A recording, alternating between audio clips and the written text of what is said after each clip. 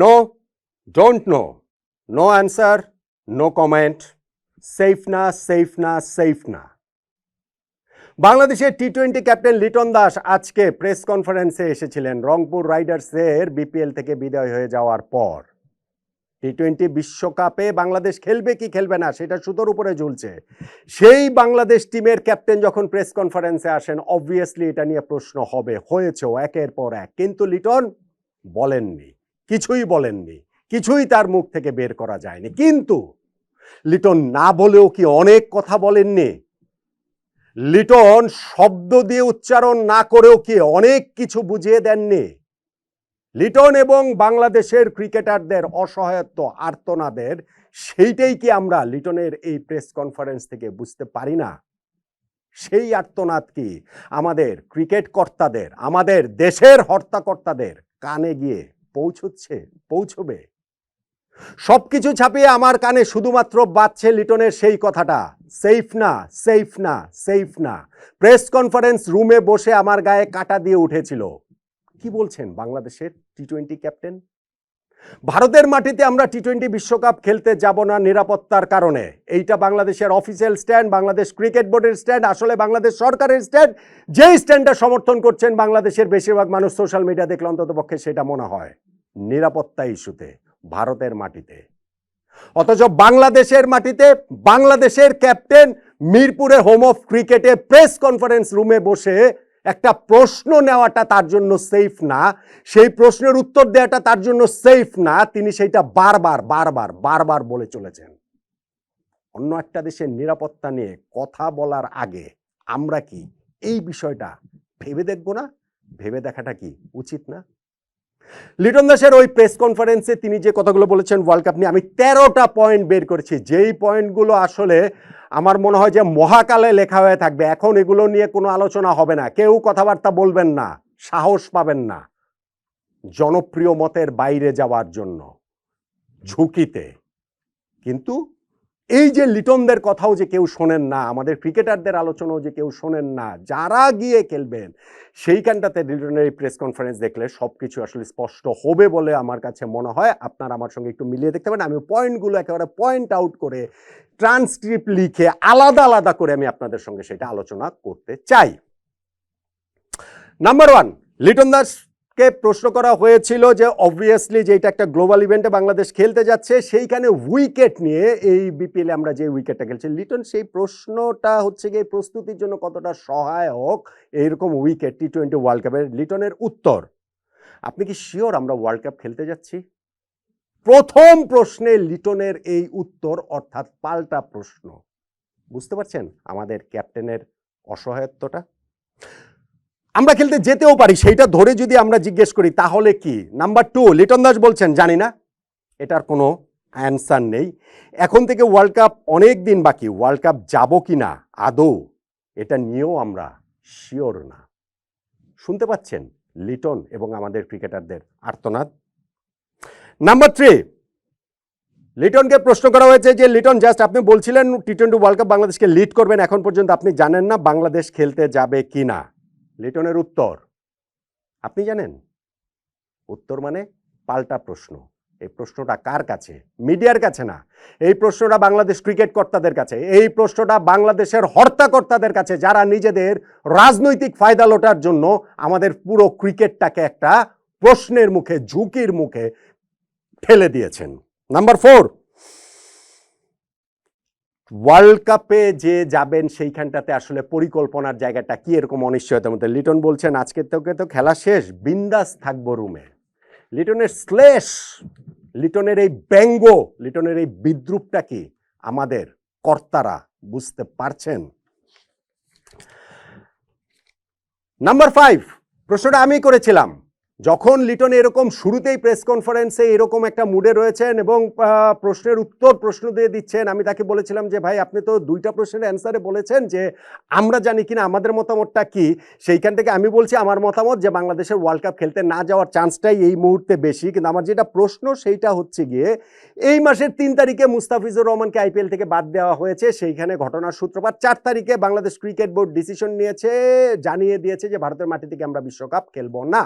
আজকে 20 তারিখ, এই 16 দিন সময়ের মধ্যে লিটন দাস কিংবা আমাদের ক্রিকেটারদের সঙ্গে আমাদের ক্যাপ্টেন ক্রিকেটার যে কারো ওয়ার্ল্ড কাপ টিমের ফর্মাল ইনফর্মাল কোনো আলোচনা হয়েছে কিনা, আপনাদের মতামত, টিমের মতামত কি এই পুরো পরিস্থিতি নিয়ে আপনাদের যে ভাবনা সেইটা জানতে চেয়েছে কিনা Bangladesh cricket board, formal informal যে কোনোভাবে।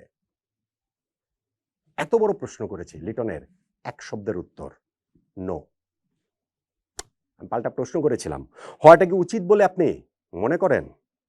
লিটন বলেছেন আই ডোন্ট নো, বাট হয়নি আমার সাথে। বাংলাদেশের ক্রিকেটারদের যে আমাদের ক্রিকেট বোর্ড কর্তারা কোন চোখে দেখেন, এইটা তো ইমন আজমুল ইসলামের ওই কথাতেই বোঝা যায়। একের পর এক তার যে প্রেসের সঙ্গে কথা বলেছেন, তামিম দিয়ে যেটা শুরু করেছেন, বাংলাদেশের সব ক্রিকেটারকে যে টেনে এনেছেন, তাতেই বোঝা যায়।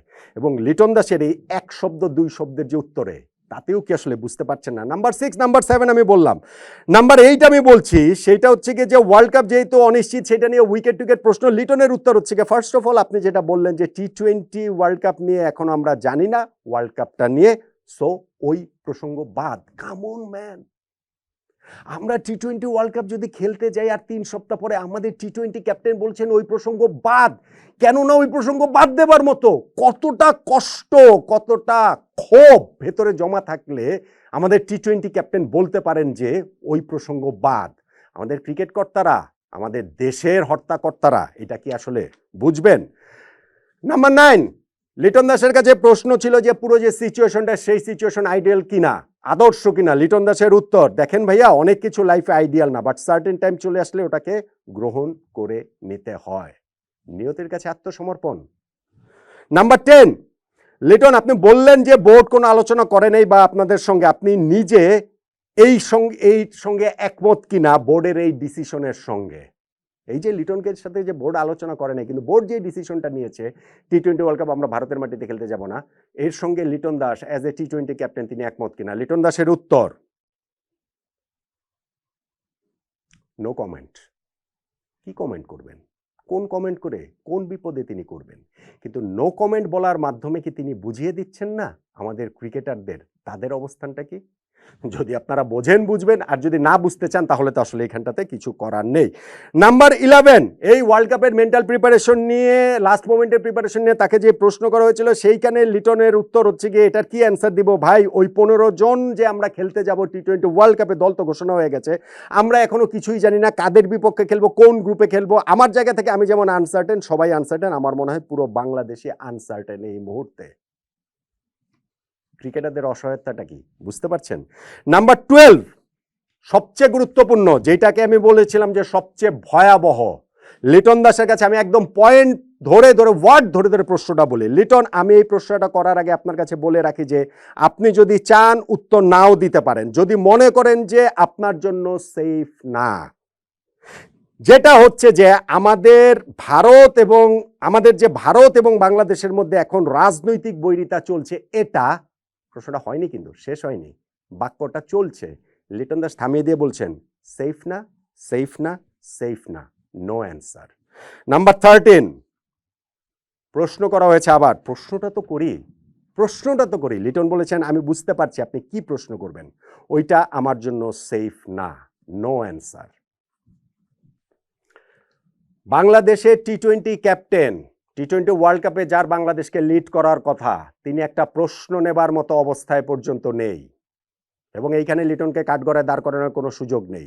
সত্যি সত্যি লিটন প্রশ্ন নেবার মতো অবস্থা নেই। বাংলাদেশ ভারত রাজনৈতিক বৈরিতা নিয়ে যেই প্রশ্নটা রিপোর্টার করতে চেয়েছিলেন, সেই প্রশ্নটা গিয়ে লিটন বলছেন যে না আমি বুঝতে পারছি, আমি সেফ না, এই প্রশ্নের উত্তর দেওয়ার জন্য সেফ না।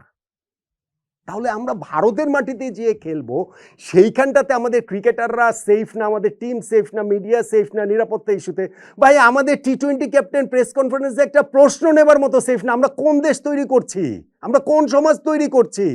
আমরা ওই যে ক্রিকেটাররা আন্দোলন করে যে একদিন বিপিএল এর খেলা বন্ধ রাখলো, সমগ্র ক্রিকেটারদের যে অপমান করলো বিসিবির পরিচালক, সেইটার প্রেক্ষিতে যেইভাবে সোশ্যাল মিডিয়ায় আমাদের ক্রিকেটারদের ধুয়ে দেওয়া হলো, তারা সেফ থাকবেন কিভাবে? তারা কিভাবে কথা বলবেন? তারা মনের কথাটা বলবেনটা আসলে কিভাবে? তাদের কথা কেউ শুনতেও তো চায়নি। বাংলাদেশ ক্রিকেট বোর্ড থেকে তাদের সঙ্গে একবার যোগাযোগ পর্যন্ত করা হয়নি, একবার জানতে চাওয়া হয়নি তাদের মতামতটা কি। এবং সেই বিষয়ে লিটনের কথা হচ্ছে গিয়ে নো কমেন্টস। তিনি জানেন না যে এটা করা উচিত ছিল কি ছিল না, বলবেনটা কি? ক্রিকেট বোর্ড যে স্ট্যান্ড নিয়েছে ক্রিকেটারদেরকে পাশ কাটিয়ে বা তাদের মতামতটা না নিয়ে, এইটা কি সমর্থন করেন কিনা? No comments. এই যে অনেকগুলা নো কমেন্টস, এগুলোর মাধ্যমে লিটন কি তার অসহায়ত্বটা, তাদের আর্তনাদটা, আমাদের ক্রিকেটারদের আর্তনাদটা কি আসলে বুঝিয়ে দিচ্ছেন না? আমাদের ক্রিকেট কর্তারা তারপরেও শুনবেন না, আমাদের দেশের কর্তারা তারপরেও শুনবেন না, হয়তোবা আমাদের দেশের মানুষও তারপরেও শুনবেন না। কিন্তু আমার মনে হয়, আমি বারবার বলে চলেছি, আমাদের ক্রিকেট ধ্বংসের এইটা একটা বিশাল চক্রান্ত, যেই চক্রান্তটা আমার ধারণা এখন আস্তে আস্তে বিভিন্ন সেক্টরের লোকজন বুঝতে পারছেন। লিটনের এই প্রেস কনফারেন্সের সাবটেক্সট যদি আপনারা বিশ্লেষণ করেন, যদি বোঝেন, ওই যে হয়েছে না যে ক্রিকেটাররা একটা হোটেলে দাঁড়িয়ে তারা যে প্রেস কনফারেন্স করলেন, সেইখানটাতে বিপিএল বন্ধ করে দেবার যে প্রেস কনফারেন্সটা করেছিলেন, সেইখানটাতে ওই যে গোল চিহ্নিত দিয়ে তাদের ওই বের করে ফেলেছিলেন না, কার মনে কি আছে, কাদেরকে জোর করে এখানে নিয়ে আসা হয়েছে, টাকার খেলা কিভাবে হয়েছে, কেন অনিচ্ছার সত্ত্বেও তারা এসে দাঁড়িয়েছেন, আমাদের কোন কোন ক্রিকেটার কিভাবে। ভাই, লিটনের এই প্রেস কনফারেন্সটা ডিকোড করেন। তার এই no comments, no answer, safe না, জানি না, আপনারা জানেন নাকি, শিওর নাকি, আপনারা শিওর নাকি, এগুলা ডিকোড করেন। এগুলা ডিকোড করলেই আসলে বুঝতে পারবেন আমাদের ক্রিকেটাররা এই মুহূর্তে কতটা অসহায় আছে, আমাদের ক্রিকেটাররা এই মুহূর্তে তাদের ভেতরের আর্তনাদ আসলে কতটা। আমাদের ক্রিকেটটা যে শেষ হয়ে যাচ্ছে, ধ্বংস হয়ে যাচ্ছে, একটা ওয়ার্ল্ড কাপ খেলা না খেলার ইস্যু শুধু এটা না। আমার ধারণা আমাদের টি-20 ক্যাপ্টেন লিটন দাসের এই প্রেস কনফারেন্সের পর এটা আমাদের বোঝা উচিত যে আমাদের ক্রিকেটাররাও সেটা বুঝতে পারছেন। এখনো সময় আছে, এখনো 24 ঘন্টা সময় আছে। আমি এখনো হাত জোর করে অনুরোধ করছি, প্লিজ বাংলাদেশের ক্রিকেটটা ধ্বংস হতে দিয়েন না। প্লিজ যে কোনো উপায়ে হোক টি-20 ওয়ার্ল্ড কাপটা বাংলাদেশ যেন খেলে, কোনো একটা উপায়ে যেন খেলে, কোনো একটা ভাবে যেন খেলে, সেই ব্যবস্থাটা করেন।